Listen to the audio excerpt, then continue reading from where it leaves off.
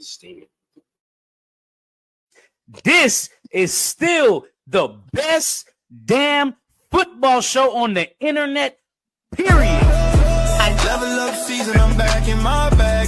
Turned all of my L's to designer tags. Whole crew eating, we've been through the fast. Now we toasting, we'll go where the pain used to last. Wrist on 10, mine on 100. Grind so loud, can't fake a front it. You ain't bragging, this just facts. Everything up and it ain't going back. Hey, yo, came from them nights where the rent was a prayer. Now the view from the suite got a breeze in the air.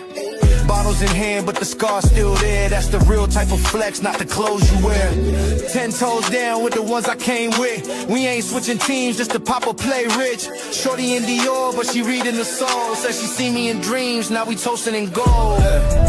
Level up season, I'm back in my bag. Turn all of my L's to designer tags. Whole crew eating, we been through the fast. What's good? What's popping? Your boys are in the building. It's a football Friday. You know, Troy is back. You know, if you've noticed, this is week 3 of Troy. Told you I'll be here. I know, it's good. We appreciate it. Yeah, we in Adultsky, man. Let's get it. Yeah. Okay. Let's just jump right on into it. Like this double dutch. We're just gonna jump right on. We're gonna jump right on into it. Joe Flacco, the past 4 weeks, has looked very, very good. And if you're asking someone like myself, I think Joe Flacco has hit 2 birds with one stone. One, Kevin Stefanski. Yep. And the other fraud, Joe Burrow. Now, we're going to get to both of these. We're going to start off with Kevin Stefanski. Because what happened was, in the news, Monday, ownership has taken the play-calling duties away from one Kevin Stefanski, has given it to Tommy Rees. Tommy Rees will be calling the offense from here on out for the rest of the season. And you would think, okay, well, you know, Browns have been struggling on offense. You would make that change. Problem is, this is the second time they've done this bullshit. Last year, offense was looking like some garbage. They turned the play calling duties over to Ken Dorsey. This year, offense looking like some garbage. They turned the play calling over duties to Tommy Rees. Common denominator here, Kevin Stefanski's bum ass. So, with Joe Burrow doing what he's doing in Cincinnati, it kind of exposes Kevin Stefanski as not the quote-unquote offensive genius or offensive guru and quarterback whisperer that he was labeled when he took the Cleveland job. Let me get you guys' opinions on this. Am I off base? Am I reaching too much? Because, you know, Mel likes to reach sometimes. Absolutely fuck not. No, absolutely fuck not. That nigga, like you said, nigga should have been fired 3 years ago. I don't give a fuck.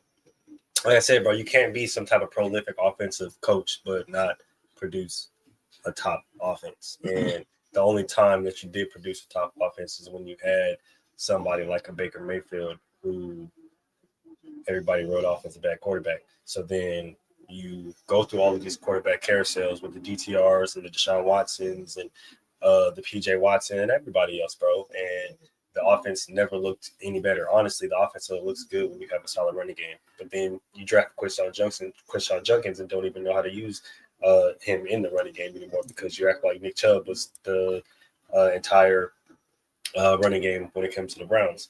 Yeah, no, I mean, it's no secret that when you get offensive play calling power stripped and it comes from above, that you're obviously not doing something right. So, I mean, yeah, like it's been apparent for at least 3 years now. At least 3. And they finally elevated Shador to quarterback number 2. Took first team reps for the first time in his tenure in Cleveland on Monday, Tuesday, and Wednesday. So that's what elevated. There's videos, you know, being showed on YouTube and stuff where Tommy Rees is on the side talking with Shador, coaching him through, progressions, reads, stuff like that. Just basically going through the offense with him hand to hand, something we did not see Kevin Stefanski doing with the young quarterback.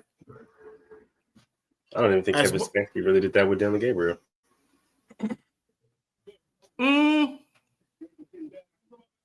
I'm not going to say he didn't, but I'm not going to say that he did either. Not to the heavy extent of what we're seeing. And the only reason why I say that is because, the only reason why, and that's the reason why I say that is because with all the publicity that the Browns got this whole season, right now, as soon as they drafted Shador Sanders and Dylan Gabriel, right, and then you elevate Joe Flacco, and everybody's wondering about the Deshaun Watson situation. As soon as that happened, everybody hasn't shut up about the Browns. Everybody's been talking about the Browns. They've been in the spotlight. Oh, Shador's throwing here. Oh, Dylan Gabriel this. Oh, Joe Flacco this person that, right? And the only reason why I say, like, if that is the case, why haven't we seen Kevin Stefanski at all standing with his young quarterbacks, coaching them up, when we've seen so much of everything else when it comes to the Cleveland Browns? That is very true. Especially, even if it was Dylan Gabriel, that's the kid that you drafted in the 3rd round. That's who you hung your hat on. You would think that you want, to see him embrace him as if he was that. Haven't seen it at all once. So I'm just wondering, like, where is that footage? Because I know they have it, right? And I just know it's like it's the Browns media being the Browns media, but I just want to know, like, if we're starting to put out videos like that, then where's the footage? Let's see the footage of Kevin Stefanski embracing Dylan Gabriel, trying to coach him up on the sidelines, trying to coach him up in practice, and so on and so forth. Right. There's also video surfacing from mini camps where Shador was taking snaps and throwing to equipment managers and ball boys. No actual NFL receivers and no one on the roster, just dudes standing there because that's what Kevin Stefanski wanted. In order for him to get real reps with any real receivers, he has to do it off or outside of practice. From what I all right, what's up, Shaz? Yeah, no. That's what I said. No, the ones from Tommy, those are from Monday. The ones that I saw were from Monday because they were doing an install. Yeah, there are 2 separate occasions in which Tommy and Shador were working together. But I'm gonna use cynical Melvin brain right now, and I think ownership, Andrew Berry, Jimmy Haslam, had a conversation with one Tommy Rees. If you don't know who Tommy Rees is, Tommy Rees was the offensive coordinator at Alabama for a little bit. Has really good relationships with a couple guys, Jerry Jeudy being one. That's why Jerry Jeudy went to Cleveland. That's why Isaiah Bond, when he was cleared of everything, that was the first team that reached out to him because Tommy Rees put the bug in ownership's ear, like, look, let's go get this kid. Because I know y'all, Isaiah Bond went to Texas, but he was at Alabama first, transferred to Texas. He has a great relationship with Tommy Rees. What if Tommy Rees was told Kevin Stefanski's days are numbered? And if you can do what we think you can do and you can unlock this offense, whether it's Dylan Gabriel or Shador Sanders, I really don't care who it is. The job is yours next season.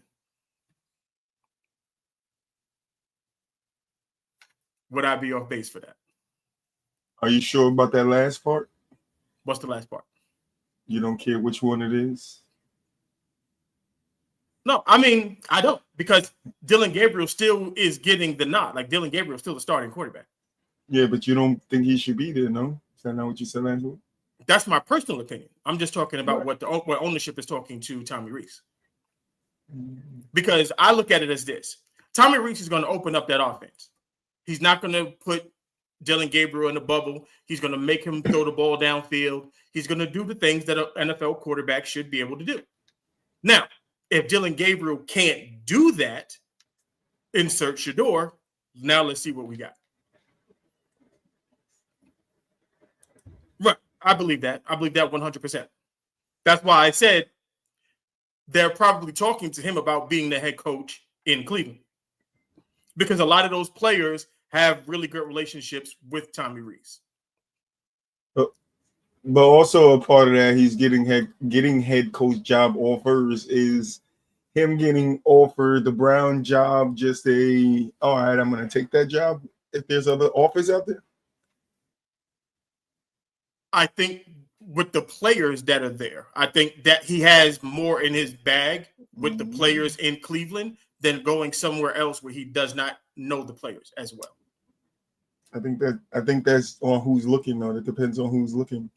I mean, okay, let's roll the dice. Let's see. And then what teams need head coaching? Right. Let's see.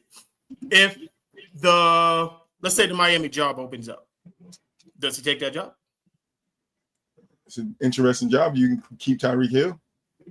Tyreek Hill, we don't know. He's definitely not playing. I know he said he's thinking about retirement. No, what I'm saying is he finish out his contract, and then I know the Dolphins said they're not going to resign him more. Yeah, right. So he's probably not going to be in Miami. But if this guy come over and then you could get him to come back to play for you for 2 years or whatever the case may be, you never know. Stranger things have happened in the NFL. Right, but you still have Tua as a quarterback, which he did coach in college. So you have that. You have Jalen Waddle, who he coached in college. So you have the same. Not a bad team. No, I'm saying you have the same kind of dynamic as Cleveland. If Tommy Rees does well with that team, especially with the picks they have, no quarterback, please, and Shador. That's where I go. It's just like Cleveland has the best rebuild resume outside of the New York Jets, and we'll get to the New York Jets later in the show. But when you're talking about draft picks, young players, and stuff like that, Cleveland is set up for success with someone who can make it happen. I'm going to propose something crazy. Cleveland is a bad organization. They're never going to have no success. It'll be one That's season probably true. Every 5 years, nigga. I'm not like, I can't do this. Like the Browns, and somebody just said this to me too the other day. I was talking about the Browns are a bad organization. There is also a clip of when somebody on somebody's podcast. I got to start fucking clipping these shits. I think I sent it to the chat, and I did say he said the same shit I said. Like, the Browns are a bad organization. Can a coach come in and fix it? Yes. Is it Stefanski? No. You know, I would agree with you guys. Get rid of him. Like I said last week, he's had 6 years to prove himself. I cannot protect him on that. But my overall, the bigger picture is it's a bad organization. So the best rebuild, I don't agree with that, because coaches have to come into knowing that, the way this organization is run, it is not ran the right way. It is a bad organization. So to me, it doesn't matter what type of good coach you put there. If the organization doesn't change, if it's not a culture that want to be built from the top down, then no, they're always going to be losers, bro. That's just how I feel. But the Patriots weren't a good organization until Bill Parcells got there. Right, but I have a crazy proposition. I don't. But see, what I'm saying is, when he got there, did ownership not fix the culture from the top down? They had to believe it's the same ownership. No, it is the same, right? The same ownership, right? Yeah. That's on the Patriots, not the Browns. Right. No, right. But all they did was change the head coach. Right, but then they allowed that, but that head coach also fit in line to what they wanted to get the culture in line for their players, right? That's why you bring a coach in. So no, I'm saying is the coach is the guy that sets the culture, not the right. I didn't say coaching. Did not say coaching. I did not say coaching. I said culture. Yeah, culture. Yes. The coach sets the culture. Right. So when you bring a guy in, you know what you want him to come in. You know the culture you want him to set. The organization has to build that from the top down. They have to believe in it from the top down. That's what I'm saying. It's not just about the coaching. Organization, the top guys have to believe in it too. They have to settle into it too. So this way, all the cogs of the machine are working. That's why the Patriots was able to be like, all right, we got this good coach. Let's fall in line. Let's get this together. Let's do this. And then they became a great team. The Browns have had people like that have came in, were good coaches, coached them to good seasons. But then after that, something goes wrong every single time, and their record shows it. Every single time they get a good coach, they have one good year, or they might have 2 years. Right back in the 70s, they had 2 good years, and then the third, fourth, fifth year, it's a bad year. Something changes. It's because that culture is not sticking like it sticks other places. Well, I don't think they've ever had what you would consider a good coach. They've had they had young upstart coaches that were, believed to be, the hot new thing, but I don't think they've ever had the established coach. Bill Parcells was an established coach, Super Bowl winning coach. We knew what Bill Parcells were. I don't think the Browns have gone that route in the sense of let's get a guy who's established, who's ready to implement culture and change the old ways and get into something new.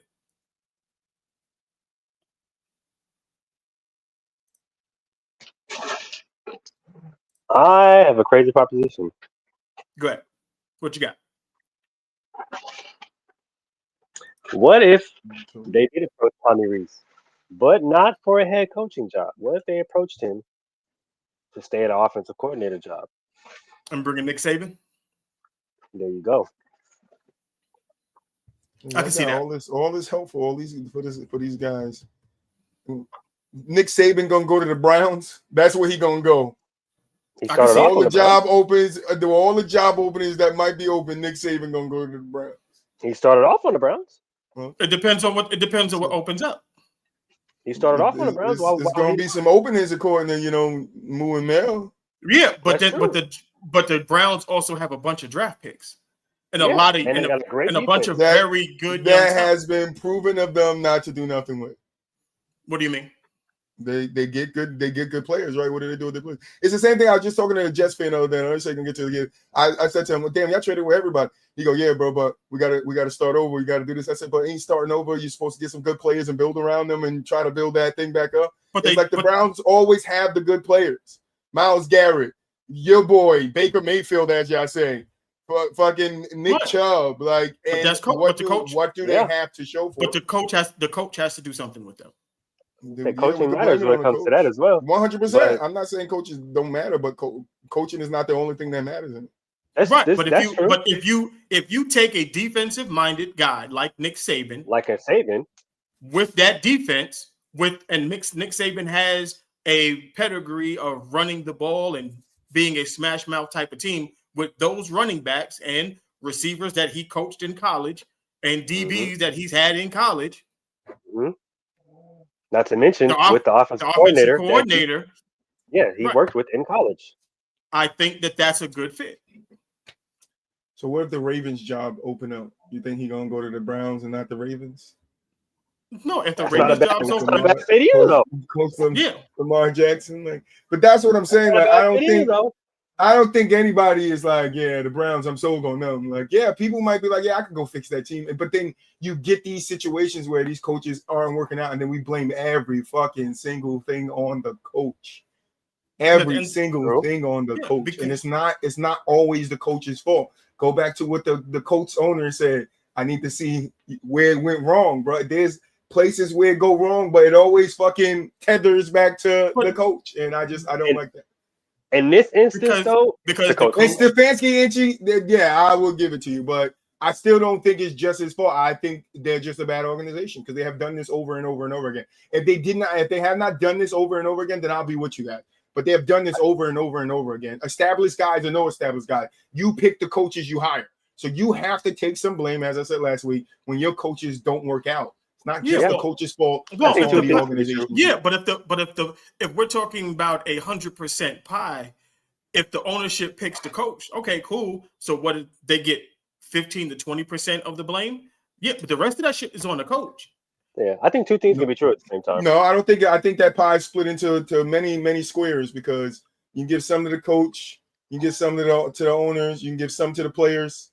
You can't just be like it's the coach. The coaches. Everything goes into it. 100%. But when players start holding out or guys get injured, then you can't fucking control that shit. And I said this last week. It still falls on the coach. No matter if this guy snapped his ACL, it still falls on him. Yeah, the next guy. I believe that next guy up, but. You don't have, not many people have a fucking bona fide talent to replace on the backup, on the bench to replace that bona fide talent that's starting. It just doesn't happen. So you need to find pieces that fit in or that you think will fit in. But when those pieces don't work out, Eric Flowers then what are you supposed to do? It's like, all right, I got to scramble, mix up. Yes, 100%. But you players to make shit work. If the players don't work out, yeah, you can put the blame on the coach, but you also got to put that shit on the players because they get paid a lot of money to do what they do on the field for the coaches to be able to do what they do, right? So it's a Jenga thing. You can pull pieces from everywhere, but when those pieces come out, you can hand it to him, and hand it to him. They all take the blame, and that's all I've been saying. You can blame Stefanski. He might not be making the right decisions, but where are the Browns stepping in and be like, all right, yeah, you have control. This is your job, but this is what we think need to happen because we know that happens on other teams when somebody's wrong. Shit, if it was Jerry Jones would do it. But that's what they just did. They said the offense looks like some bullshit, so you're no longer calling plays. But why wait this long? And then you said they did it last year, so why would they allow him to come back into this year calling plays again? Like I said, because they're a bad organization. No, because you have to allow. What do I tell you? You allow people to create their own demons. But if he created his demon last year to where you pulled the play calling from him, why would you let him start a new year calling the plays again when you know what happened in previous years? Because we don't know because ownership doesn't step in on those things like that. You allow the head coach to fix and right the wrongs. You allow him to do that. And then 100%. If he doesn't do that, then you step in. But you must allow him to fuck that up. So at the point where they stepped in last year and took the play calling from him, right. Why would they then step back out and allow him to go back to play calling is what I'm saying. Like if you took it from him, you must, in order for them to step into your life, to what you're saying, right? It has to be the means for them to step in. You got to be fucking up for them to step in. So he's fucking up and they come in, they take the playbook, and then at the end of the year, they're like, all right, here you go, Stefanski, you got to have the playbook back. Like, so what is that, a punishment? No. So what if he said, because we don't know the conversations. Right. 100%. I don't have my guy. I need my quarterback. And his quarterback was Dylan Gabriel. And now after 4 weeks of Dylan Gabriel, the ownership said, this is your guy. You said this is what you needed, and it doesn't look right. And that still, to me, will fall on ownership because does he not have a resume? Does he not have a resume before he would say, I don't have my guy? Does he not have a resume? Yeah, but you must still so have to allow him. Right, but Mel, you still have to take that into consideration. What has this guy shown me in the last couple of years that will make him give me a chance if he gets his guy? And from what you and Moo are saying, right, that Stefanski should have been gone, right? He should have been gone. So why is the organization looking at him like, okay, I'm going to give you your guy and give you a chance with your guy, and also I'm going to take the playbook back from you and have through the fucking season? Because now you have allowed him to create his demon. But he created them already. You've taken the excuses off the table. They've been off the table. No, they wasn't. He never had his guy. Does it matter? Yes. No. That's how many coaches get their guy? Every single coach. That's why Brian That's Daboll, not true because some of them don't last long. They get fired after a year. So how can they get their guy? That's why Brian Daboll is still alive now. It's because Jackson Dart is his guy. Right. But do you not also think, and did you not also say that Daboll should be fired?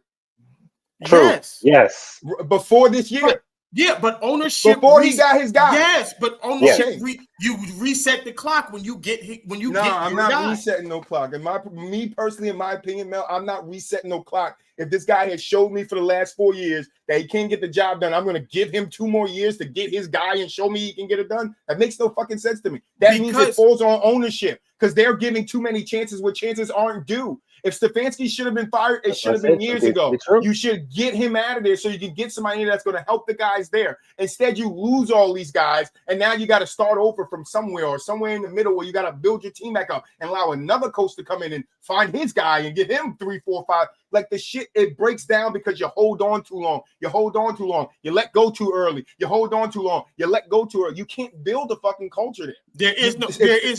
There's no specific science to this. I mean, there are winning coaches out there, no?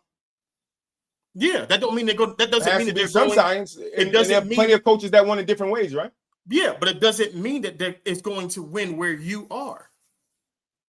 And as you said, it's on the coach to figure it the fuck out, right?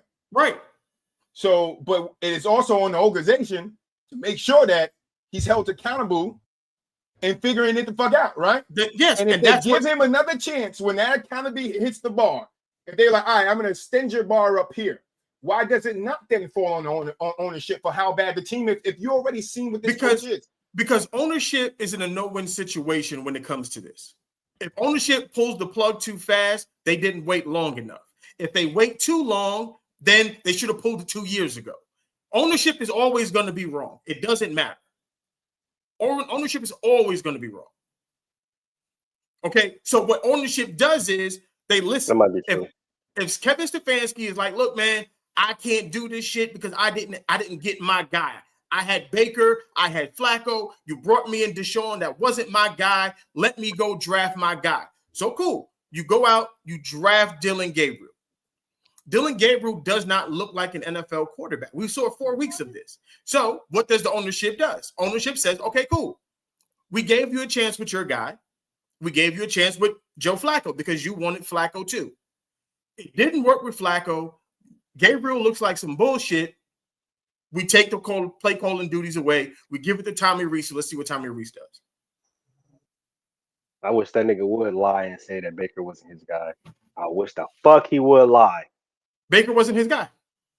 Cap, because he asked for Baker. They asked for each other specifically. I remember that report. And I remember everybody saying, oh, well, Baker's the one Baker's controlling his fate. And I remember Stephen A. being very, very vocal about Baker having more Hulu commercials than touchdowns and yada, yada, yada. I thought Baker asked for Freddie Kitchens. No. Baker asked for Freddie Kitchens to be fired, and he asked for Kevin Stefanski specifically. Okay, I would have to look that up. I can't remember. Yeah, he asked for Kevin Stefanski specifically, and Kevin Stefanski was super excited to be working with Baker and to play with Baker. Everybody knew that Kevin Stefanski wasn't really like that when he played with Baker, when they got an OBJ, when they got a Jarvis Landry, when they got a healthy David Njoku, when that backfield was absolutely crazy. Remember, because when they brought in Kareem Hunt as well, right? They had the whole package, and that offense was firing on all cylinders. Boom. What happens? Nick Chubb gets hurt for the first time. OBJ goes down. Then on top of that, you lose Kareem Hunt. Then Baker tears his labrum. All of this stuff goes wrong, and now we're not really seeing what's going on with or how Kevin Stefanski is truly an offensive guru, an offensive coach, because he can't really unlock an offense without all of these extraterrestrial weapons on the team, right? Then on top of that, you pile that with him and the organization essentially forcing Baker to play because he knows that the way Baker plays, and if he can get at least a 75 to 65% healthy Baker to play, it's going to make him look a lot better to where it's going to save his job, right? Baker can't really play. Baker gets traded. Then they bring in Joe Flacco and Deshaun Watson and other stuff like that. They think Deshaun Watson is going to be able to save his job. That doesn't happen. They elevate Joe Flacco because Deshaun Watson gets hurt, and so on and so forth. So it's like, they asked for each other, and that actually, when they actually went coincide together, Kevin Stefanski just threw Baker away when he got hurt, and then he's been looking for another quarterback to replace that style of play the whole rest of the time, and he hasn't been able to find it yet. He hasn't been able to repeat that recipe. Well, if that's the case, if that's true, and Baker asked for him, and that's what happened, then fuck him. Like you can't excuse failure after failure after failure after failure. You just can't, because if the quarterback asks for you, and that didn't work, then we bring in a Deshaun, we bring in a Flacco, they draft a DTR. None of this works. We never saw a DTR. We saw DTR play 3 games. So you didn't get that. You bring in Dillon Gabriel, you bring back Joe Flacco. It's a mess. He's not it. And if you want to say ownership is the one who pulled the string to get him and to have Stefanski here and to keep him as long as he did, you would be. I would say fine. You're right. They are culpable in this as well. The only thing is that if the Browns pull it too quick, everybody's going to bitch and moan. Oh, well, you fired a 2-time coach of the year. You didn't give him time. He never got his guy. But if he keeps him, like if they keep him like they're doing now, everybody's saying, well, it's not working with all this talent on this team. Like the team should be better, yada, yada, yada. So ownership never wins this argument. They just never do. Wins when they win. Ownership only wins when the team wins. but that's how it's supposed to work. My job at the top is to make sure everything down the bottom runs smooth. And if that shit ain't running smooth, then I need to fix the pieces that ain't making it run smooth. And if you hold on to a guy, like I get it, you don't want to fire a guy too early, right? Like Brian Flores, right? Everybody made the uproar about Brian Flores getting fired after 1 season or 2 seasons. I can't remember off the top of my head what it was. I think it was 1, right? Uproar about Brian. So I get it. You don't want guys out here getting fired after 1 season. You want to give them some time. I'm all for that. But at the time that you give them time and they have not shown, like Moolish was just saying, in 1 season when him was Baker aligned, they had a good fucking season. You feel me? They had a good season. So that kind of shows you that he has something. Stefanski has something when he has a team that is good on both ends of the ball, because the Browns had a very good defense and a very good offense. You feel me? But that's when you don't have that, like even Bill Belichick, was he the same when he lost Tom Brady? Was the team the same? They were competitive in areas, yes, but were they the same team? No, because you have to have those type of players to fit into what you need to do. And a lot of times, yes, that falls on the coach when you don't get those type of players. But like DJ was saying last week, sometimes the coach doesn't have the ability to say, hey, this is the guy I want. Or when he does, the organization could be like, yeah, but we kind of want this guy. The scout's saying this guy is better, and he's saying, oh, we're going to go over this guy, even though you know that guy that you want might fit into the grand scheme of things a lot better than the guy. So all these things come into play. And it's like, that's why I say it's not just on the coach, it's on both ends of it, organization and coach, because they both have to be on the same page to make it work. Right. The Bill Belichick situation is a little different, and this is why Bill Belichick got fired the way that he did. Bill Belichick was the GM as well. So he was held completely responsible for everything that was happening on the 100%. Field, because he picked the players, he was coaching the players, and it wasn't working. So that's his ass, like completely 100%. Everything falls on you. So his situation different. Andrew Berry and the way it is in Cleveland, I think there's a tug of war going on where Andrew Berry has a specific vision of what he wants the Browns to look like, and Kevin Stefanski has his. And this is why it's hard when the GM and the coach weren't brought in together at the same time. But wouldn't that make it a bad organization then? Like, that's a bad organization to have the two guys that you need on the same page, not on the same page, but then keep them there for years to come. Yeah, no, I'm not. That's what I said. That's what I'm saying. Yeah, I did just Brown. That's why I'm like. But that's Shador why better get out there as soon as he can. He better just get away from the team, man. That's all I'm gonna say. Shador just need to find his way out. Well, unfortunately, I don't think he's going to be able to find his way out. He better find his way out. I just think what's going to happen is the GM, Andrew Berry, is going to pick his guy. The same way they allowed Dylan Gabriel to be picked by Kevin Stefanski, they need to allow Andrew Berry to pick the head coach that he wants. I believe that head coach is Tommy Rees. And I think they're putting that into place now because that's temporary. It's not temporary. How's it temporary? Yeah. It's not temporary. So it's just, but I think all in all, the way Joe Flacco has been performing in Cincinnati under Zach Taylor should raise eyebrows, because it's like, how does he go to Cincinnati and look that good? Like, it's not like, he's slightly better than what he was in Cleveland. The motherfucker's light years better than what he was in Cleveland. 1,200. He's thrown for 1,100 yards in 4 weeks, 12 touchdowns and 2 interceptions. The motherfucker's going crazy in Cincinnati. He might just have some healthy wide receivers over there, He might just have some better wide receivers over there, No, see, boom. This is why I said 2 birds with 1 stone. Because the transition to that is, everybody said that Jalen Hurts is he's just a guy. Like, anybody can go to Philadelphia and do what Jalen Hurts is doing. We have no evidence of that, but we do have evidence of a quarterback going into Cincinnati and doing what Joe Burrow has been doing. So now, I've been saying this for years. I never believed Joe Burrow was an elite quarterback. I thought he was a good quarterback, never elite. Because Joe Flacco's 40-year-old ass has come into Cincinnati and has done exactly what Joe Burrow has been doing in Cincinnati. So now, if I'm Cincinnati and I see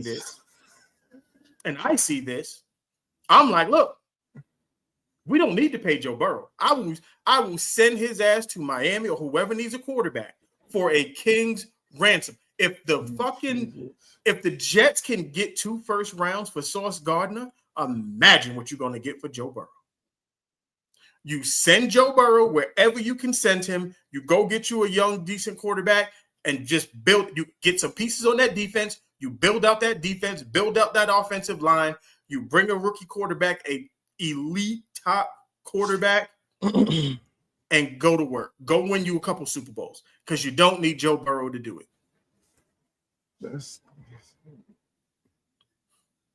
Tell me I'm lying. He's actually not wrong. I'm not gonna lie to you. Tell me I'm lying.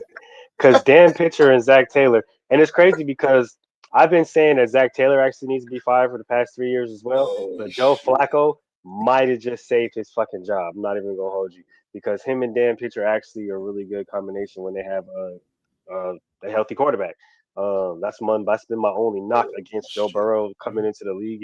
I always thought he was a really good quarterback, but the nigga don't stay healthy enough for me. So didn't they say that this was a bad offensive line? That's why Joe Burrow was getting sacked as much. Oh, they said the offensive line is horrible. You know who hasn't been getting sacked a lot? You know who hasn't been getting sacked a lot? The 40-year-old quarterback and Joe. Which is average getting the ball out of his hand time. It don't even matter. That yes, it fucking does, Mel. Mm-hmm. Stop it, bro. No, it don't. Stop it, Mel. Then you're proving my point. Then you're proving my point. Mel. Even with Joe Burrow getting sacked, all that, bro. Last year, the nigga went for 43-9, my nigga. Right. 43-9. So He's played 6 seasons. Hold on, Mel. Hold on, Mel. He's played 6 seasons. 3 out of those 6 seasons, he didn't play the whole season. He wasn't healthy. Right? The other 3, right? 16 games, right? 4,611 yards, 34-14. Next year, there's 2 back-to-back years, 16 games, 4,475 yards, 35-12.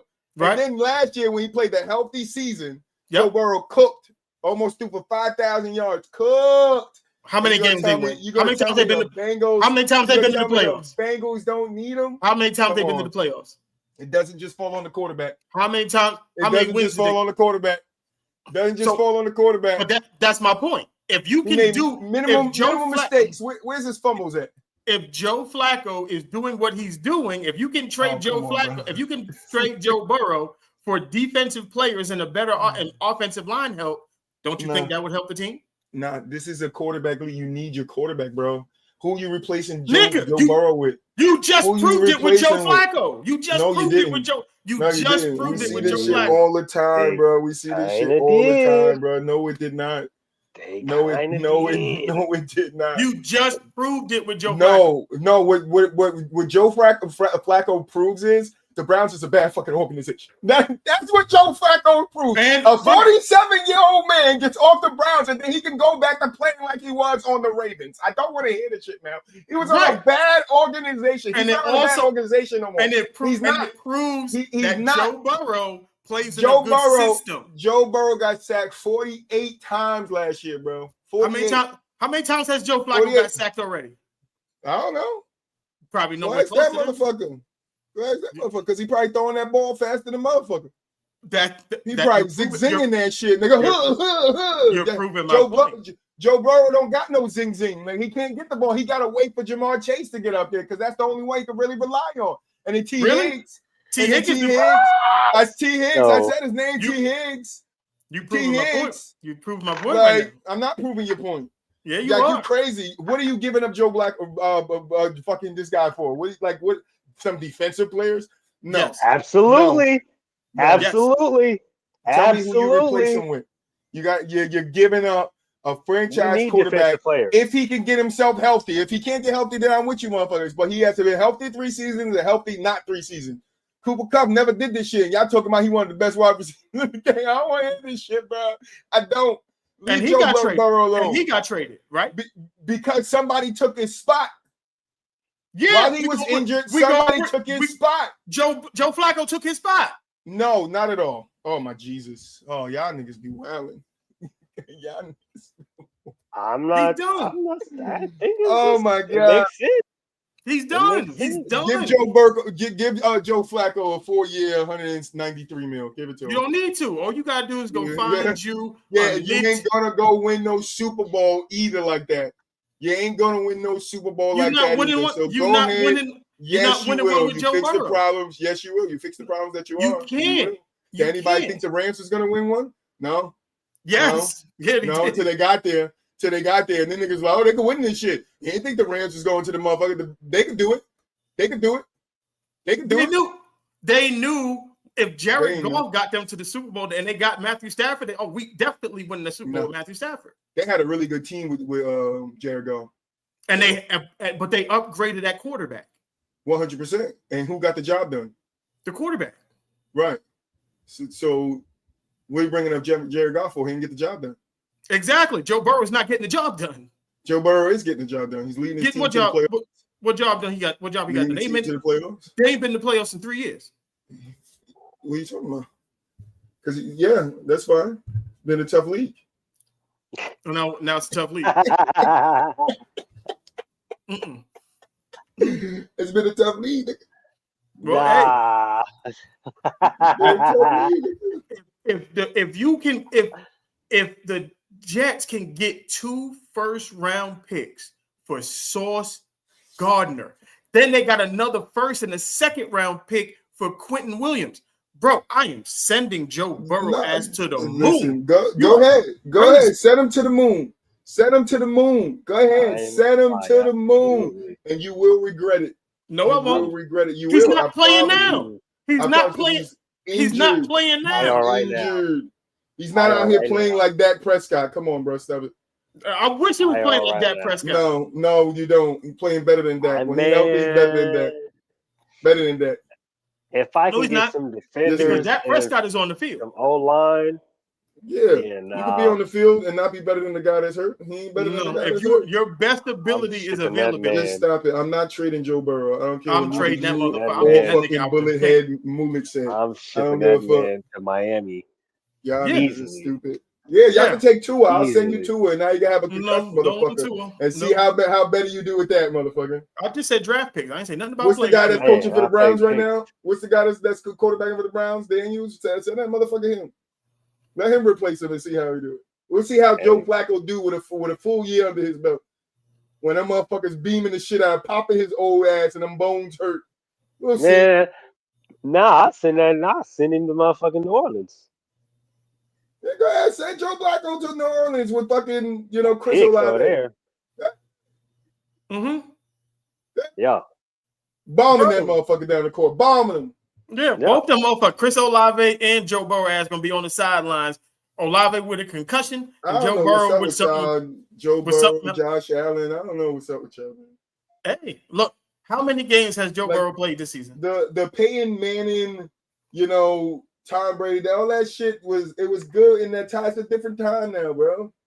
We don't have a Peyton Manning and Tom Brady no more. Right, we got a Joe Flacco and a Tyrone Taylor, nigga. That's what we got. Look, the Bengals don't need to end up paying Joe Burrow some $60 million. They don't need to. It doesn't make sense. So don't pay him and tell him to take a pay cut so we can get more pieces on the fucking team.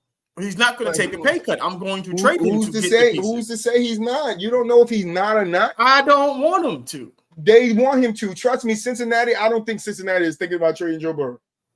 They should. I'm sorry. It hasn't gotten you nothing this far. It has. It's got you a relevant team, nigga.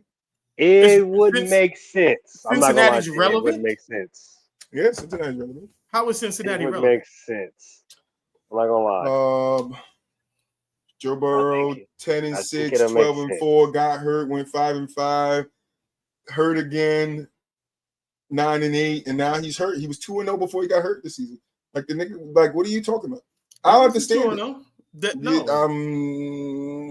looking at it right now. Joe Burrow played 2 games this season. The and he game won that both the game. the second game, he didn't win that. He won it. Jake Browning came. He won it. He won it. He started it. He won it. 2 games. He 2-0. That's the record right there. Don't talk to me about it. Go talk to the website about it and put it. Actually, yeah, the record was 2-0, but the first game, the offense looked shitty as fuck, and then the second game, he got hurt, and Jake Browning came in. So they start out slow. We know Cincinnati. Just like the Chiefs, they start out slow and then they pick up at the end of the season and then they get to the Super Bowl and y'all niggas be mad. Joe Burrow will have his time. It's all right. Don't worry about it. I know what the ploy is. Fans, I know what the ploy is. Mula Jamel is up here and they're talking shit about Josh Allen and Joe Burrow because they team need a quarterback. They out here petitioning for a quarterback to go to the Raiders. Ain't nobody definitely don't want Joe Burrow. Raiders. Ain't nobody going to the goddamn Raiders. No. Right? Thank you. No. Fucking lobbying for a quarterback. This is what this shit is. This is crazy. It's definitely not what this is. Trade Patrick Mahomes while we had it. Definitely we don't take Chiefs. We don't do that. We don't talk about Bruno. No. But like I said, if just for logistic reasons, just for team reasons, for a lot of different things, you get rid of Joe Burrow now. The trade value is still high. The interest will still be high. The return should be astronomical. It definitely depends on the return. Not giving up a Joe Burrow for fucking nothing. That's why I said if you can get 2 first-round picks for Sauce Gardner, bro, you at least got to test the waters and see what you're gonna get for just Joe because Burrow. The coach was able to give that up don't mean the Bengals are willing to give that up. Like each team is different, bro, and what they're willing to give up or who they're willing to give it up for. Should they be willing to give it up? 100%. But I don't mean they're willing to give it up. If people believe in Joe Burrow the way that you do, hey, then it's not about believing in Joe Burrow. Look, I just think ultimately in these debates, people they jump on people too fast and they jump off people too fast. I just think that's what it is. I literally sat here for 2 years in a row telling y'all Danny is dimes. I've been telling y'all Danny is dimes for 2 years, and now all of a sudden Danny's dimes to Mel. I don't understand it. He had to go to a new team to be Danny is dimes. I've never said Danny is dimes. Like, Indiana Jones. I never said that you said it. I said that he is that because that's what his nickname is. Indiana Jones. And I told you for 2 years that he was like that. No, you're not.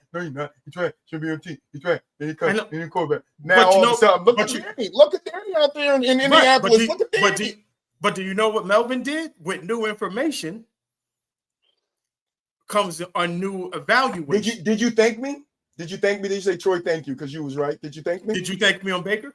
I don't need to thank you because Baker, you're still wrong about him. Oh, see? You're still wrong about Baker. Until I have not changed my stance on him. Like, what are you talking about? Until you do right by Baker. Noodle Arm Baker get in this conversation. We don't want to talk about Noodle Arm Baker. See, there we go. Napalm Arm Baker. It's fucking Johnny Manziel in a fucking different helmet. I don't want to hear it. See, but then now you're being a hypocrite. I'm not being a hypocrite. Standing on my 10 toes, nigga. 10 toes down. 10 toes down. You on Dion toes. You about 8 10 toes down, nigga. 10 toes. I can't feel one, but I still got 10 of them motherfuckers now. MVP. Most valuable Baker. Give Stefanski a fucking extension, nigga. Stop playing. You are tripping. 3 years, 160 mil. Let's go. Okay. Let's go. I'm gonna slow it down just a little bit. We had a tragedy with the Dallas Cowboys. Marshawn Nealon took his life. The details are still, God bless, still sketchy on the circumstances, but he was being pursued by police. Kind of lost track of where he was when the police finally got visual on him through drone coverage and stuff like that. He had took his own life in the car. He had previous, days before this happened, he was sending text messages to family saying that he had these types of thoughts and saying goodbye. That is a father doing work right now. Don't mind that. Yeah, so he, there was text messages sent to family members, his girlfriend and stuff like that. Everyone was worried. There was an incident at his house I think an hour or two before the police pursuit, where the girlfriend had called the police because she was worried about him. And where this goes, I saw Uncle Shay do a nightcap on this as well, and he took the same approach that I took when I was listening to it all about mental health, men's mental health. More importantly, we did a show on it. We're very big on that. A lot of men suffer in silence, and apparently, the kid, 24 years old, was going through whatever he was going through. Monday night, he scored a touchdown. He did a lot of things and just because it looks amazing on the surface, you have no idea what's going on underneath. And so I feel, sorry for his family, his girlfriend, mom, brothers, cousins, sister, everybody. 24 is very, very, very, very young. I got a 24-year-old daughter, and I couldn't even imagine going through anything like this. So, prayers go up to that family. Like I said, I know my brother passed in August, so I understand how, especially something unexpected when you don't even know what's going. You don't even know what's about to happen. So, it's a sad day. Raiders had a moment of silence before the Broncos game out here in Vegas in his honor. Hopefully, we can get a little more information just to understand what it is so we can best prepare other people, men and women, doesn't matter. So if you are going through things, that they have the outlets and the resources they can use to talk to somebody so something like this does not happen. Because it doesn't just affect, his family, but his family on the Dallas Cowboys. There were players that were really close to him. There were, community people that were really close to him. It's not an isolated incident, and it's just sad. If y'all want to add anything. Troy, you Oh man, sorry, I had to handle the little one that's out there running buck wild because I'm in here doing this. She thinks she's free to do what she want out there eating Oreos at 11:15 at night. Hey, right? You get to do whatever you want when you were dad. Yeah, no. That's not what you heard. She wasn't doing what you heard. She wasn't doing what. So I didn't want to hear a tear. But yeah, shout out. Prayers out to the family. I definitely know what it's like to lose somebody. It's sad, especially with Mel saying 24 years old of age. There's a tragedy when anybody passes away. And I'm gonna kick it to Moo. This is always the worst part about anything about life, because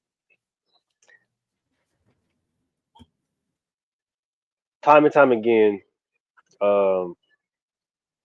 you see young men lose the battle to depression or whatever type of mental struggle that they go through. And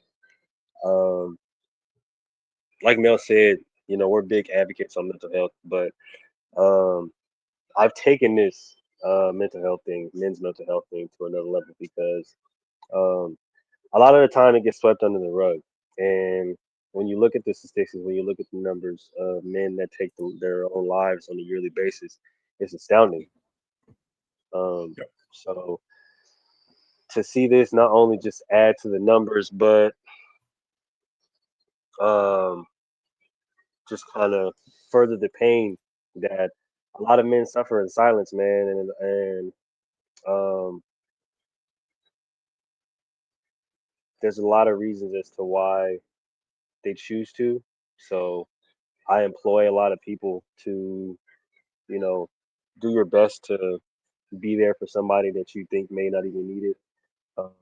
and pry when you need to pry because, like I said, like Mel said, you guys never really know what somebody's going through. The man was on top of the world, bro. Just scored a touchdown on national television. You know what I mean? As you know, what I mean? So it's like it's just unfortunate. I hate to hear think about things like this. Shout out to his family. But I just the men's mental health is very, very, very, very big to me. Very, very important, and should be talked about a lot more, right? And I've always advocated for this. Like we don't need to share a month with other out causes or other communities. We need our own month where we specifically can focus on this issue because it is a big issue. It's almost a pandemic now, Mhm. and until it gets checked, I don't think that anything is going to be changed. Right? You have all of these young men, all of these middle-aged gentlemen feeling like that's their only way out, and nobody's asking why. Nobody's taking the time to figure out why. So. Um, I just implore Yeah. everybody, man, to take the time, bro. Take the time to figure out why, and um, really, really think about men's mental health, and really think about the man in your life and how he's doing, because it Yeah. matters. Yeah. And, for those who don't know, Men's Mental Health Month is in May. We had a really good show in May this past year about it. Go check the YouTube. You can go back and listen to us talk about it. Also, check on your strong friend. We all got that strong friend, and we think that person is always good and that person, they got it. You don't know if they got it or not. You don't. And that person would appreciate you reaching out and checking on them. Hmm. That And person would appreciate you actually giving them that text message and that phone call saying, yo, how you doing? And and you see the guys, on this screen. There's another couple guys that are not on the screen. The moniker that we live by, this is a brotherhood. These are my brothers. hmm And they've been my brothers since day one. They brought me in, so I treat them that way. And you have, men are softer than what people think, especially when it comes to their guys. hmm There's nothing I wouldn't do for these guys on this screen. There's nothing I wouldn't do for the guys in this From the Sidelines community, this brotherhood that we have. And you have, the guys that are watching, the women that are watching. You have a group. Always check on everybody in your group. Create an atmosphere where you can talk to one another and everybody can share what it is that they're going through, good and bad, without judgment. You know how they, that thing they got on TikTok, we talk and we don't judge. hmm Really, Listening, we really don't do judge. that. Really do that. Yeah. Be there for your people. Be there for your people. Because you And never know whose life you can save by just being there. quite literally. Amen. And just to kind of piggyback off that and leave it where it is, you may have something, right? And you may think that somebody may have something. They may say, I got it. You may say you got it. But never deny help or never think somebody doesn't need help. Yep. Even if they do 100%. have it, they may need some help. So just always think about that. Yep. All right. I did that just because it was heavy on my heart, and it was a big topic of conversation the last couple of days, last day and a half, but it also led us into the Cowboys. Cowboys during the trade deadline, they bring in Quinnen Williams to help out on that defensive line. They got Kenny Clark from the Packers in the Micah Parsons deal. I think the Cowboys could have done a little bit more than what they did, but I think I'm to the point now with the Dallas Cowboys. I think they need to push the reset button. I think they're to the point now where I think you've gone as far as you can with Dak. It doesn't matter if you add George Pickens with CeeDee Lamb and Ferguson and that offensive line. You can add a Javonte Williams. You can do all of these things. The Cowboys are still just looking like the Cowboys. And not the Cowboys from 95, 90, not that Cowboys. The Cowboys we've known for the past 25 years. A super talented, not good football team. I think it's time to blow it up. What do you think, Joe?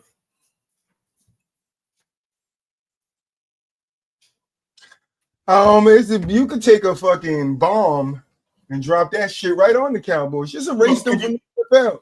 Well, just take some motherfuckers. You don't see this shirt. You gonna take your Giants hat off. Brother. Give me Big Boy. If y'all know what that means, y'all know what that means. Give me Big Boy. Drop that shit right on Jerry Jones' head. Nigga, get the Dallas the fuck up out of here. That's right. Blow it up. I need actual analysis. I don't need Giants fandom. Blow it up. Atomic bomb that shit. Blow it up. You want to know why? Because guess what? In another 4 years, they're going to blow this shit up again. They're going to keep having to blow it up. What I miss? America's team.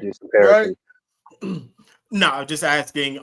With everything that the Cowboys did, they didn't do much in free agency. I don't think that they made their team significantly better. They haven't done any. I don't think anything that they did moves the needle. Adding Quinnen Williams doesn't make them any better, if you ask me.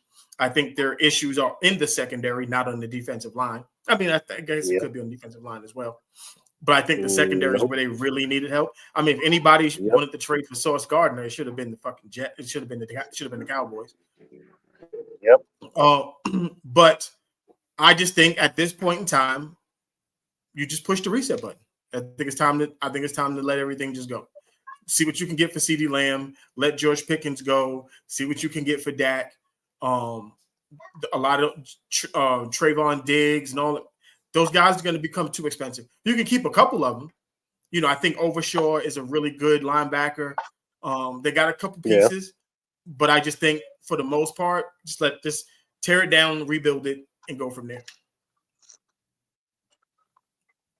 Yeah, I mean, they're not winning the championship anytime soon. I don't care what they do. So, Our Cowboy fans don't really matter. I like that they boasted the running game, but like Mel said, the problem wasn't in the run defense. But like Mel said, the problem wasn't in the run defense. The problem was in the pass defense. Niggas can't fucking stop a goddamn fly, bro. Goodness gracious, like y'all got supposedly two of the best corners in the league, but neither one of them niggas can stop anybody. So there's that, and then you overpaid your offense. So then there's that. You know how a demolition team goes in, and they stack the C4 on the beam, so this way the building claps within itself. That's what the Cowboys need to do. I believe so. I think it's time. That shit within itself. With a sledgehammer.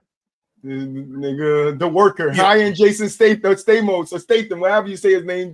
What's his name? Say his name for me. Jason Statham. There you go, Statham. The transporter. Hire him, the working man. The beekeeper. That's what they need. So with that being said, I guess we all agree. I guess we all agree that the Cowboys at this point in time need to reset. Another situation happened where another team is kind of resetting, sort of, if that's what you want to call it.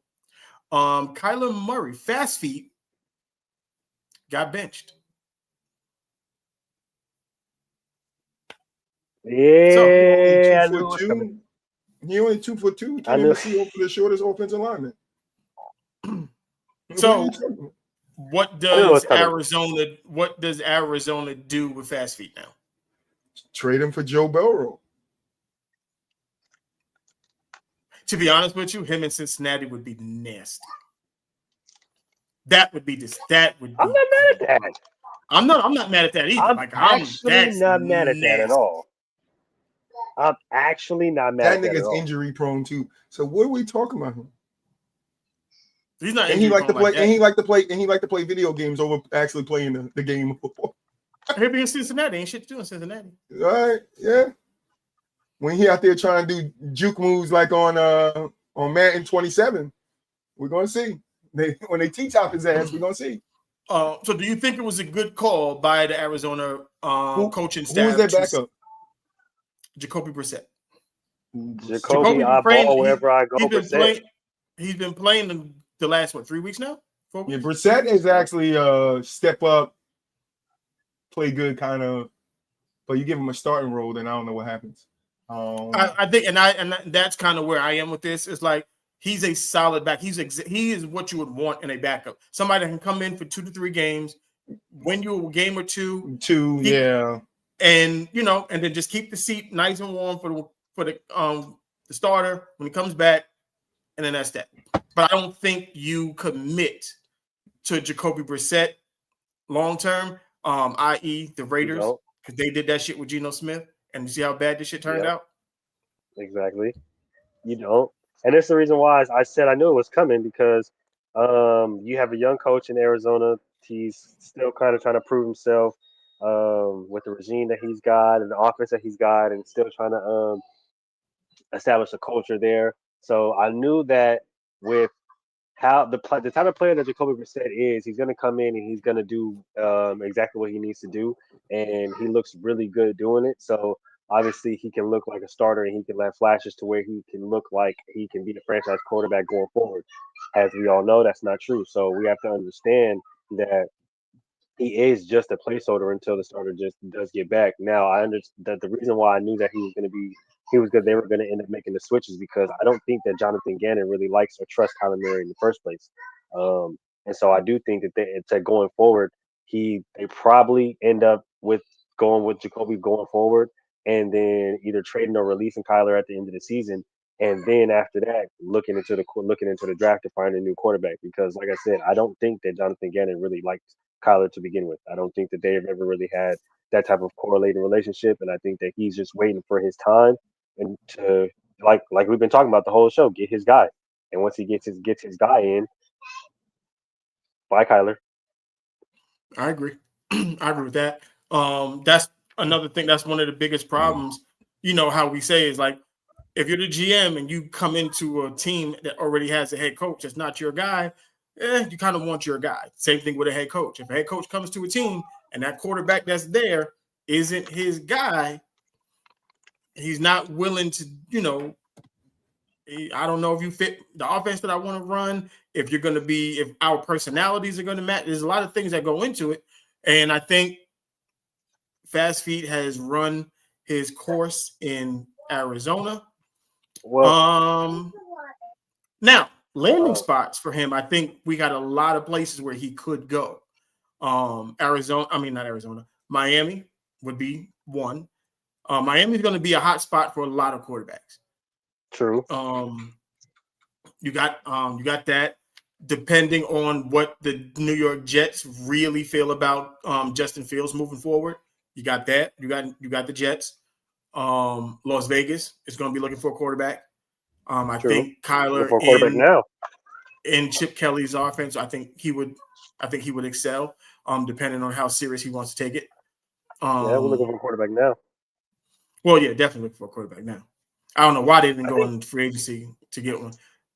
Because they're fucking retarded. I think when it comes to Kyler, when it comes to the Cardinals, when it comes to these coaches coming in and establish or inheriting these young quarterbacks or inheriting the quarterbacks that was maybe drafted before they got there, I think it comes to a level of patience. I was talking to one of my homies, and that's basically what he said, right? Like, he was like, when he played for the Panthers, he was just like, bro, like it comes down to patience. And he was on the same team that Bryce Young was on, so he was there when Bryce Young got benched, and they substitute for the Red Rifle. And he was just like, it comes to a level of patience, bro. And a lot of these coaches, when they inherit these quarterbacks, when they inherit young quarterbacks, when they just inherit quarterbacks that they didn't necessarily bring in themselves, they don't have that same level of patience for that type of player. So I don't think that Jonathan Gannon really has a type of patience for Kyler that everybody else does. And that I don't think, and even though, yeah, he may see flashes and Kyler is, yes, athletic, but I just don't think that he cares because it's not his guy. Jacoby runs the offense better. It looks a lot smoother with Jacoby. So he's looking for a guy, like I assume, like that, more of a pocket passer than a mobile or kind of scatter back quarterback. And I think the fact that Marvin Harrison became a part of the offense when Jacoby Brissett took over, that matters. Well, we heard Kyler's comments when it came to Marvin Harrison Jr. And we see what Jacoby Brissett's doing. So all I'm saying is, if your young receiver is having problems with drops early in the season, you should probably get him the ball more. And when you have a young quarterback that says it's not his job to get your star young receiver the ball, that's kind of concerning. And then you have a guy who just comes in and listens and gets your star young receiver the ball, thus fixing his drop problem. Yep. Kind of where I'm going with that. So trade deadline was on Tuesday. I'm not going to get to every single trade. I'm going to get to the, just the main ones, the stuff that we really care about.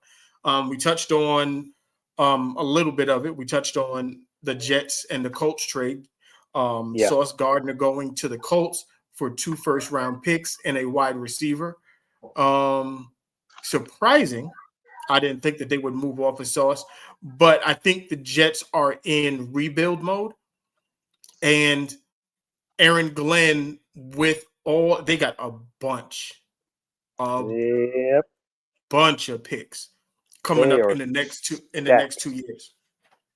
In the next 2 years. But let's talk about this on the Colts side. We'll talk about Miss Carly, because we talked about Miss Carly last week. There was a statement that she made to the GM when acquiring Sauce Gardner. She said, do you want to put a Band-Aid on it, or do you want to fix it long term? And for people, what that means is they could have went in free agency and gotten someone lesser than Sauce Gardner. Just to Gilmore, Bradley Roby. There's a few DBs out there that they could have gone free agency. That would have just been okay for this for this season. But if you get someone like Sauce Gardner and you're willing to gamble that he can be the cornerstone of that secondary, like he was drafted to be, what he looked like his first 2 years with the Jets, giving up 2 first-round picks isn't that crazy if you believe he's going to be that type of guy. Mm-hmm. This is true. And I'm not gonna lie. this is what an owner does. I'm not mad at her for doing this, because this is what an owner does. You step in to do this shit 100%. So I know we got heated last week, and you don't want her on the head. I don't want her on the sidelines, because I need her to do coach shit. I mean, I need her to do owner shit. This is owner shit. Stepping in like, yo, I know what you niggas need. I'm willing to give up whatever it takes to make this team better. I'm cool with that. She knew that because she was on the field. No, she knew that because everybody knew they needed a corner. No, she knew that because she was on the field. But good job, Colts. That's a monster pickup. Colts ain't playing around. Them niggas trying to go win a championship. Well, you have to strike while the iron is hot. And so I'm not mad at them, and I'm not mad at the Jets for understanding, because this is what we were talking about, a coach having his guys. If those guys, and I say those guys, I'm talking about Michael Carter, who left. He ended up, that's the other cornerback. He went to the Eagles. Quinnen Williams left. He went to the Cowboys. They traded all of these guys. They got a bunch of draft picks. So what those draft picks represent is Aaron Glenn going out to get his guys. And that's but necessarily going to get your guys when you already have some powerful, or whatever you want to say, some decent talent in certain positions. You don't need to go get your guy for every fucking position, because that's just not possible. But does it mean just keep some of these guys around, like a Sauce Gardner, and build a defense around him? Have a cornerstone of it. It doesn't. Just because you have him doesn't mean that guy fits in what I want to do as a head coach. 100%. If that's not what you fit, 100%. But how you can't just find all of these guys that fit in the draft. You got a 53-man roster. You don't have 53 niggas in the draft. You got to start somewhere. Can't get rid of everybody. So why not keep some of the talented players that help work in those players that are your guys? Because clearly it hasn't been working with Sauce. Sauce hasn't looked good since Robert Saleh left. Mm-hmm. Maybe that's why. Because Sauce is a Robert Saleh guy. He was meant to fit a defense style that Robert Saleh was doing. It's like I can't take Rondé Barber when he was on Tampa, and then move him out of Tampa Bay, and then take him and make him play man coverage on another team. It just doesn't work. He's a cover 2 cornerback. He's not a man coverage cornerback. Great cornerback, but he doesn't fit in my system. No, I get that. I'm just saying. Yeah, Another bad organization. It's all right. Nothing new from coming out of Giants. I mean, the Jets. So when you have, when he gets there, he probably gave him a chance to, see if he would fit with what he wanted to do. And then he saw that, you know what, it's probably best if I trade you to where you want to go, and I can get back some things that's going to help me. It's a win-win for everybody. The Colts is a great destination with their uprise, baby. You put some more on there, baby, boom, boom. Yeah, but like I said, I mean, this may be a better fit for Sauce, and he can get back to where he was 2 years ago. Danny Dimes about to go win a chip, bro. Oh, my God. Then I'm really going to scream at Mel. Why would you scream at me? Because all mine for the 2 years of debating with you about Danny Dimes, I'm going to scream at you. I don't care if you're on my side now. Yeah, I'm not going to be mad if he wins the championship. It don't matter to me that you're on my side now. It do not matter. I'm remember everything you said to me while he was on my team. And I was right about it, too. No, you wasn't. You was not right about it because it's a bad franchise. It was not. You were not right about him. He played bad. He played bad. No, he played up to the standard of the franchise. A bad franchise with bad play. That's all it is. So was he playing bad? No. As Andre called him, Daniel Jones, he was, when you had a bad quarterback, it was Daniel Jones, like they called Trevor Lawrence, Daniel Jones of the South. No, he was Danny Dimes all the way through. I'm surprised even when he tripped over his own foot, he was still Danny Dimes. Dre got to come back, and he got to change that. Yeah, I got to call Andre. I got to see why he ain't been around. Yeah, come back and they got to change that. Let's see what other trades happened on Tuesday. Jacoby went to the Jags. Yeah, the Raiders got rid of Jacoby Myers. I don't really care too much about that. For a 4th and a 6th, man, I should slap the. Never mind. I mean, it's better than what I would have gave up for him. I just would have cut the nigga. That's just me. Jacoby Myers wasn't. Where did it go?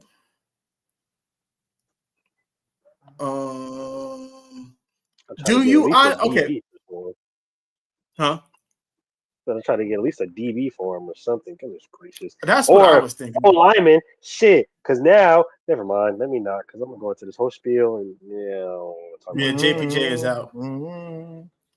So, is Lamar Jackson under the most pressure of all the quarterbacks in the NFL to win a Super Bowl? To win a Super Bowl, no. Josh Allen. You say Josh? You say Dak? Allen. I would definitely say I would definitely go Josh or Dak before I get to Lamar. But they kind of hold Lamar to a totally different standard than they hold everyone else too. Lamar probably like 5th on that list to me. I got Josh Allen. Who would you? Who would be? Josh Allen, Joe Burrow, Dak. That is playing right now. So take Joe Burrow off. Even then, I don't care because they put that. He said, "Leave him in there. I don't care." Yeah, I know. They put that narrative on him. Then they're gonna need to win a Super Bowl. He got pressure on him. To me, he has pressure on him to win a Super Bowl. All the fucking narrative and all the Aaron Rodgers and all of the fucking whatchamacallit they give him. You don't think Aaron Rodgers got some pressure on him to win? You think pressure? You think there's pressure on Aaron? I don't think Aaron Rodgers. Yeah, I think for his legacy though. I think it's more for his legacy. He needs pressure to retire. Definitely, but if he win one more ring before he retire, like let's say he win the ring and then be like, "Yo, I'm done." But is there pressure though? I wouldn't say as much, but yeah. We can't allow that to happen because that would mean the Pittsburgh Steelers will win the championship, and I refuse to let that happen again. I would say, I believe Josh Allen is definite. Dak. Yeah, I got Josh Allen first. even though I think it's unfair to say this, I would say Brock Purdy. No, I wouldn't agree there. I thought about it. That's actually not a bad one. Only because because now all of a sudden they're saying that the 49ers are better with Mac Jones than Brock Purdy, which I don't agree with. That's not, but if it's not true, then he wouldn't have no pressure to win. He's gotten there, and he just. Well, what I'm saying is, in order to that's keep exactly why he has low pressure. Yeah, in order to keep his job, then that's what. But I think he's locked in. He's locked in with the 49ers. I don't think the 49ers get rid of him. Because then they had Buffalo, and they could have just kept Jimmy, but they was like, nah, they pushed Jimmy out the door so they could have Brock Purdy. Well, Jimmy was trash. That's their guy. But that's their guy. Last time I seen him, wasn't he on the Raiders? But Mac Jones is Jimmy is in LA. Mac Jones is actually, to be real, Shanahan's guy. He wanted Mac Jones years ago. This is actually true. Like he was really fighting to get Mac Jones. This is true. So this is before they got Brock Purdy. So I don't agree with it. I think Brock Purdy, it should be cemented. I think anybody who's the last pick in a draft and can elevate himself to a star in the league, I don't think he needs to fight for his position anymore. But who am I? The only reason why I say that, and the only reason why those murmurs are going to start getting stronger is because of the money that the Niners paid him as early as they did. Yeah. So that's the reason why a lot of people are going to say that he needs to justify that. Because the Niners need to justify that, paying him that contract. He needs to basically, I guess, still earn a portion of that money by winning the championship. So I can see why pressure would be on him too. But I just think Josh Allen, you're playing Buffalo. You are the league MVP. Your team has been good for ever since you got there. You've been to the AFC Championship. You lost in 13 seconds to the Chiefs. Like, everything has happened except y'all going to the Super Bowl and winning. So might as well go ahead and do it. At least to me, that's where I find the pressure at. But I would think if you using that baseline, then you would put Lamar ahead of him. Because Lamar's got 2 MVPs, the same AFC Championship losses. Now, you would think so. I still think that I would lean more on his fucking defense. Let his ass down a couple times, and Mark Andrews decided he couldn't catch a football no more last year. But you would think so. But here's the reason: Lamar definitely got a decent amount of pressure on him. I think he does have pressure on him, but here's the reason why I would say that Josh Allen still had more pressure, because there were steps taken for you to be a top 10, top 5, potentially top 3, top 1 quarterback in the league. They gave you Stephon. They drafted a James Cook. They gave you the defense. You had the number 1 defense. You had a top offense. You literally had everything, and you still couldn't get it done. We can't say the same thing for Lamar, even with them going and bringing a Derrick Henry, even with them drafting a Zay Flowers. That's not a perennial player like it was a Stephon Diggs. That's not going out and getting like a Von Miller or et cetera on the defense. So when it comes to how how the franchise were built, I still would say Josh Allen still has a little bit more pressure because his recipe was meant for success. I don't think Lamar's was meant for success just yet. I can agree with that. I think they made the moves to make that happen. I don't believe Baltimore really put their feet to the fire to be like, we're going to go out and win this Super Bowl. Okay, I'll take that. Yep. And even when it comes to bringing in a specific type of coach, et cetera, like, yeah, they really put all of their marbles into trying to win a championship in those moments, and it didn't pan out. So I still think he has a lot of pressure on him. Okay. I will definitely take that. And I hope Josh Allen continues to not win. 100%. I'll take that. Last thing before we get to the picks. This is a 2-part question. This involves the Patriots and Drake May. Are we too high on Drake May after? You can say one season if you combine when he started last year to where he is right now. Is he doing good? Yes. Playing very well right now. We're always high on people when they do good. So I'm going to say it's just about where it needs to be. Okay. Because all I asked is because the talk is because they play that because he's getting MVP talks. Right.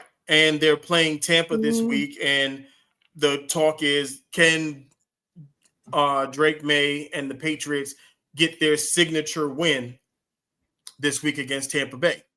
And I'm like, well, it's really not a signature win, I wouldn't think. I mean, Tampa's not at full strength, so it's not like they're playing a fully healthy Tampa Bay team. But because of the way Tampa has been playing, where Tampa Bay is, where the Patriots are right now at the top of that AFC East, it's a big game. So I mean, it is a really big game for both sides. So right. And like I said, even with Drake May, I am a firm believer. I will always say this: with new information, you must update information. That's what I do. My evaluation on him has changed. Absolutely. Yeah. Coming out, I was not high on Drake May when he got drafted. I did not think that Drake May was going to be I thought he'd be like a backup at best. I didn't think he would turn into what he is right now. But I mean, he's looking the part. And if you look at, and Mike Vrabel is not like sheltering him at all. He's throwing the ball downfield. I think he leads the NFL in completion percentage of passes over 20 yards. He's got, he doesn't turn the ball over. He's doing a lot of really good things. Comeback victories, you name it. And he looks like he could be he looks like the transition from Brady to this. And if I'm a Patriots fan, shout out to Mr. GQ, because he's the resident Patriot fan. I would be excited to have him as my future if that's the guy that's going to be the quarterback for the Patriots for the next 10 to 12 years. Agreed. You would take an interception. I agree. I'm not gonna say that he isn't playing well. He isn't playing well because he's playing very well right now. But I do feel like a lot of people do 74% completion percentage.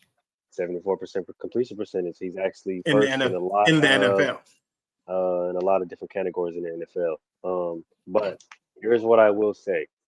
I do want everybody to pump the brakes a little bit, right? Because first and foremost, we have to understand that the NFL is a long, brutal season, and we do have to understand. We do have to see just how much he can stay healthy, because injuries were a problem his first year. That's the reason why he didn't play last year, right? Number two, we do have to see him in the playoffs. We understand that the playoffs are a different game. We understand he does have Mike Vrabel and Josh McDaniels, and they were teamed up in different circumstances back in the day, where it did cause them to win championships. But this is a different team. This is a different quarterback. This is a young quarterback. We do have to see him in a daunting playoff race when it comes to the AFC, when it comes to especially when it comes to juggernaut teams like the Josh Allen and the Bills and the Chiefs. And on top of that, with the Ravens, because we understand how the Ravens are playing now and how Lamar's been looking and the offense has been looking and the defense has been looking, it is not going to be an easy task to get past one of those very veteran demanded teams with being a young Patriot team. So I do think it is just a little bit too early. I do want to see how he continues to develop, especially more so coming into December, because we understand that December ball is definitely different. That's where it matters. And then how we go into playoffs. And if he can build on this, where I understand how the Patriots are, we understand how Robert Kraft is.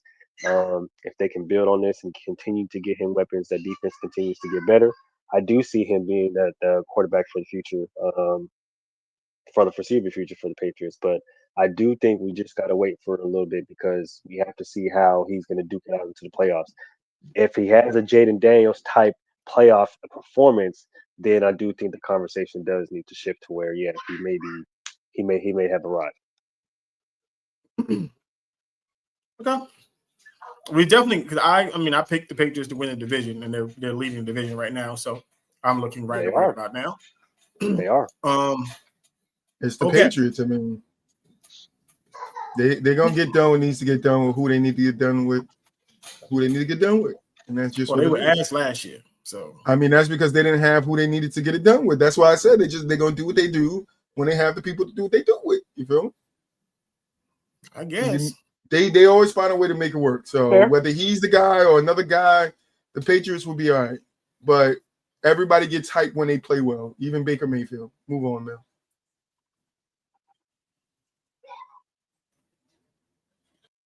Well, Baker been doing this for 2-3 years now, so we'll see.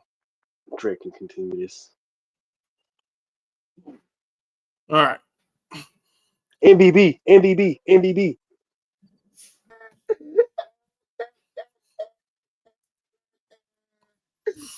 Oh man! All right, let's get to these picks. Sunday. Giants. This is the get bench. This is the get bench game. Definitely 100%. And it might be to get fireball too, all in one. Browns, Jets. I'm taking the Browns. Damn.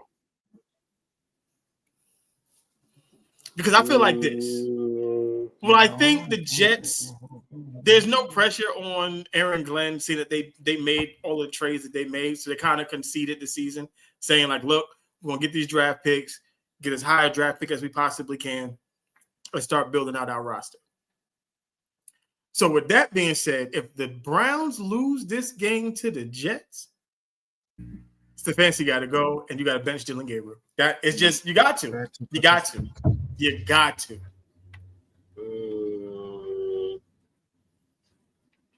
Because the Jets are not even trying to win. I'm gonna go to Browns. Not the I'm Browns. gonna take the Browns. Yeah, I'm gonna take the Jets. I'm gonna take the Jets on this. I know why you're doing that, and I love it. Hey, Petty Melvin lives deep. Oh man. Yeah, no, I'm definitely taking the Jets. They're gonna beat the shit out the Browns, and yeah. Anything you say the Browns can't do, they're gonna do. So they win it. We got the Browns next year. We'll see. I got a specific plan that I hope happens during the Browns game, so we'll see. I hope it happens. Like I said, I can't. If it happens, I can't lose, so I'm good. Lions, Commanders. Commanders. They are minus Jaden Daniels and Scary Terry.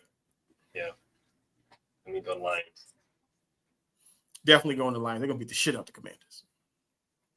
Then the Commanders, did they win last week or lost last week? Yeah, they asked for last week. They got beat, right? Yeah, I'll take the Lions. Very badly. Take the Lions. And injury update on Mr. Jaden Daniels. MRI came back clean, no torn ligaments or anything like that. So it was as clean as a dislocation as you can get. So he could be back in a couple next. Show it that he broke his shit. I ain't even going to lie to that shit was out there. Yeah, just dislocated. Dislocated elbow. Rams 49ers. Rams. California love. I'm gonna take the Niners.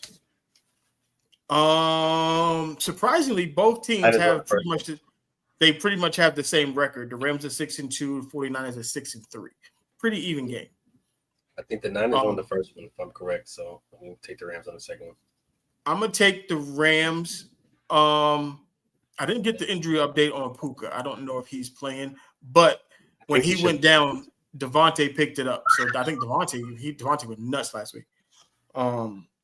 So I'm gonna take the Rams. The new look Indianapolis Colts and Indiana Jones. Colts. They're at home against the Falcons. Colts. I really like this. I really like this battle. This is gonna be a really good game. This is battle. I think the two best running backs in the league are playing in this game. Two best running backs in the league. You got two of the best, two of the top two corners that are in the league, and AJ Terrell and Sauce Gardner. And you got Michael Pittman and Drake London. Yep. Michael Pittman, Drake London. This is a really good game. This is going to be a really, really good game. I don't think this is going to be a high-scoring game. Coke 45. Maybe from one side. I think it's going to be high scoring. I think the Colts right the ship. They lost last week, and I think they tear. That Steelers defense went stupid last week. They went fucking nuts last week. And so I think the Colts make up for that this week against the Falcons. Yeah, give me Carly's Colts. Yep, Indiana Jones and the Colts. Give me the Coke 45s. Texans, Jaguars in Houston. Jaguars.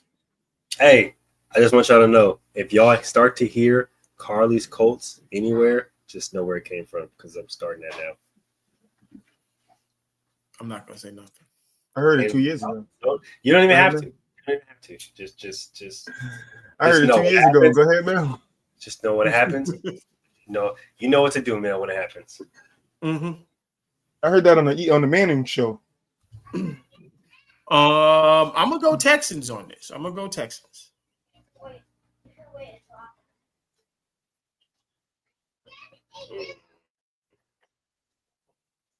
Is CJ? No, CJ's not playing this week, is he? I didn't hear nothing that he was. I think he cleared. I don't know if he cleared concussion protocol. Oh no, yeah, I don't know if he cleared concussion protocols yet. Let's see. Matter of fact, he is my quarterback. He is on my court. He's my quarterback on fantasy. I will tell you right now. It says he is out. He is out. Yes. No CJ Stroud. I will be going with the Jags. Jacoby Myers will be making his debut. See if Sunshine can continue his or can. You don't believe in Davis Mills? No love for Davis Mills? No. Fuck no. Next game. Next game. Fuck that nigga Mills. I'm taking Davis Mills. I'm still going with I'm not. Fuck. He going to work on the mill. That's the only mill he gonna get. General Mills, we've seen what he is. I do not have any faith. Box of cereal ass motherfucker. Good. Mill, come on. General Mills, Stephanie Mills, Jags and 5. Jags and 5. I was just about to say that after I swallow Jags and 5, nigga.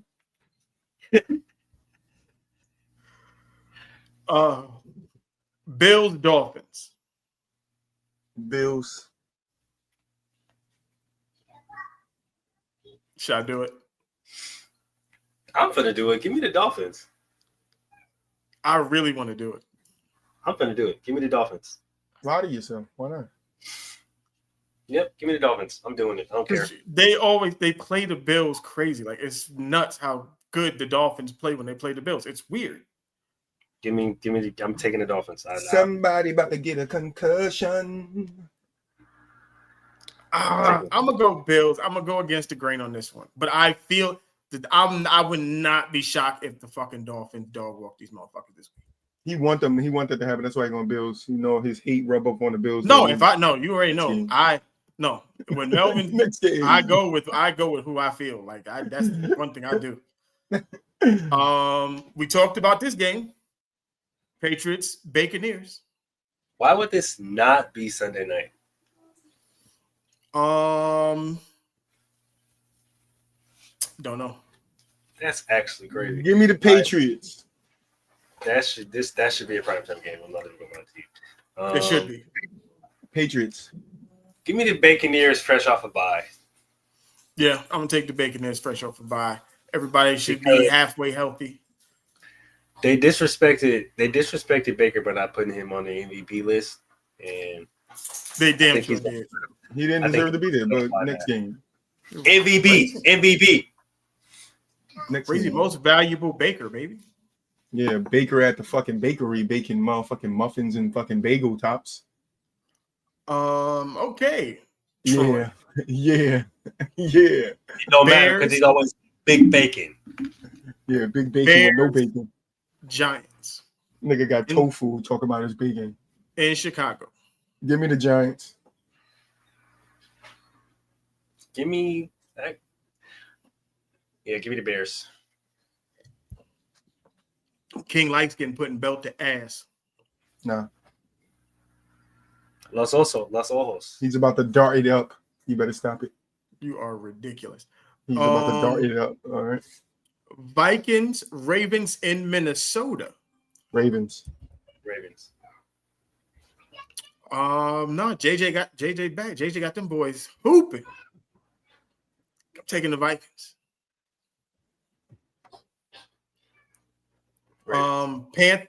Panthers, Saints. My boy, baby Bryce over there cooking, nigga. Give me Bryce my boy Bryce Young, man. I'm taking Bryce. I'm taking Panthers. Yeah. My boy Bryce over there. You said Panthers versus who? I'm sorry. Saints.